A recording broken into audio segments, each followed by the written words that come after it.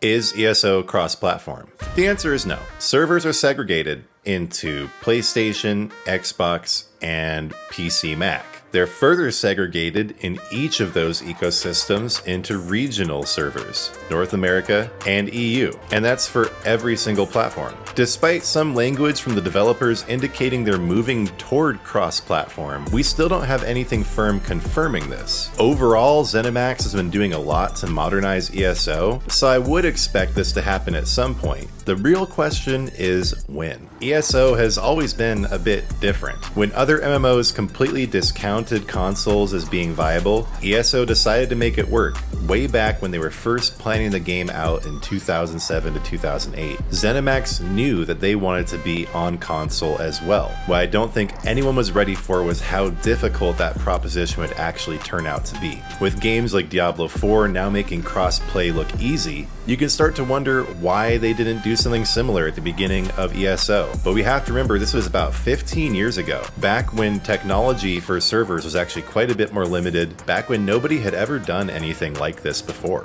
World of Warcraft didn't want to get onto console. They all had the same reasons. The UI was too clunky and consoles weren't powerful enough to handle the graphics-rich, incredibly detailed environments that are part and parcel with the MMO experience. In a way, the fact that you can even play on console is amazing. ESO remains one of the only MMOs that you can play on both PC and console. But we ended up with a sort of separate but equal situation that honestly would go over great here in the Somerset Isles. Segregation is never anybody's first choice, and I think that it goes without saying, so I probably shouldn't say it, but I am anyway, that the developers want to eventually have cross-platform. There may have been a point where they sort of gave up, thinking it would just be too hard to do, but that doesn't mean they don't want to do it. So in exchange for having three more or less equally operative gaming ecosystems, ZeniMax compromised by having them be completely separate from each other. You cannot transfer any data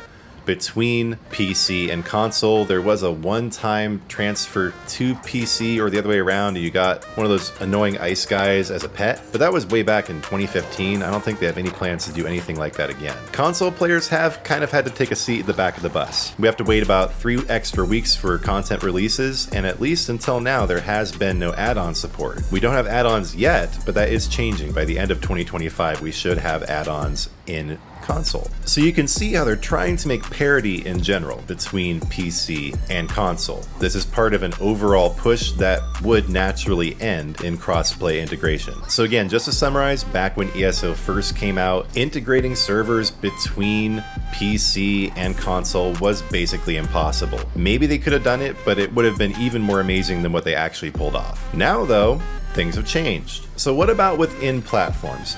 There is crossplay to a degree. So here I am on the PS5 Pro, but if I had a friend on the PS5 or even on the PS4, I would still be able to play with them. The same goes for Xbox players. Whether you have the Xbox One, the S, or the X, you can all play together. Even PC and Mac players can play together. So there is crossplay in that way. If you're within the same ecosystem, then you can play together. But that's not really crossplay.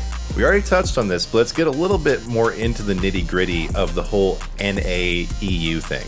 I'm not sure. There could be an actual physical reason for this, like the cables going under the water, the whole series of tubes needs to be close to itself or something. But we do have separate regional servers too.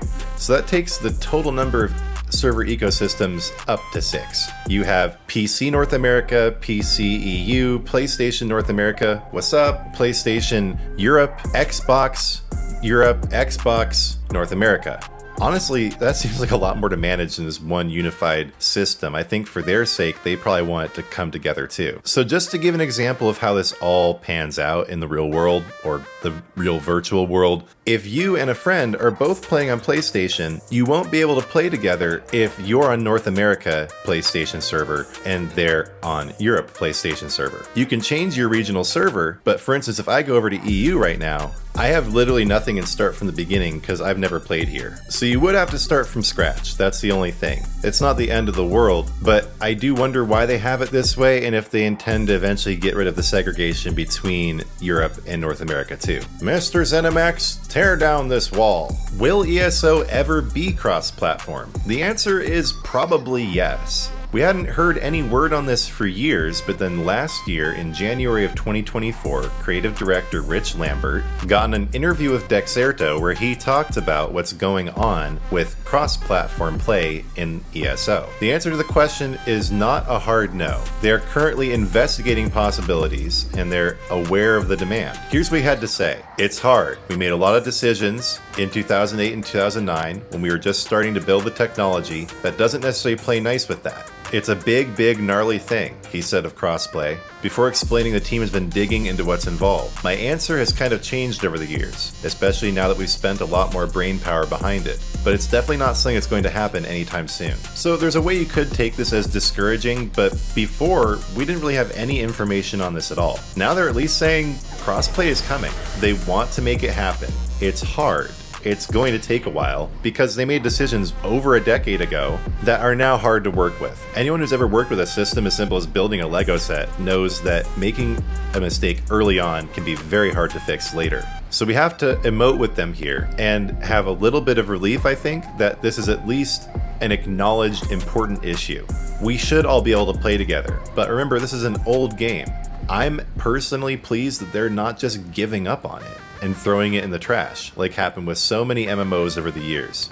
Efforts are being made to modernize and make sure that this world we've all come to love, or in some cases have just started to get to know, won't just disappear on us, be pulled out from under our feet. Are we going to have to wait for things like crossplay that we should have had years ago? Yes. Are there still lots of problems with the game that go unresolved? Yes. But I am pleased by these relatively recent statements from Rich Lambert. They know this is a problem. They want us to be able to play with all of our friends. There's just a lot of work that has to go into making it happen.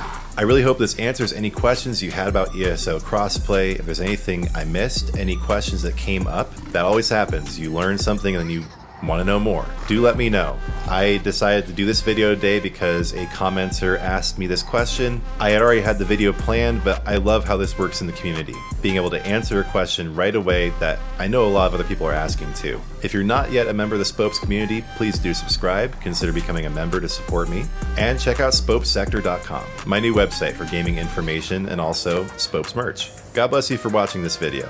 Again, your feedback is very much appreciated, and I'll see you next time.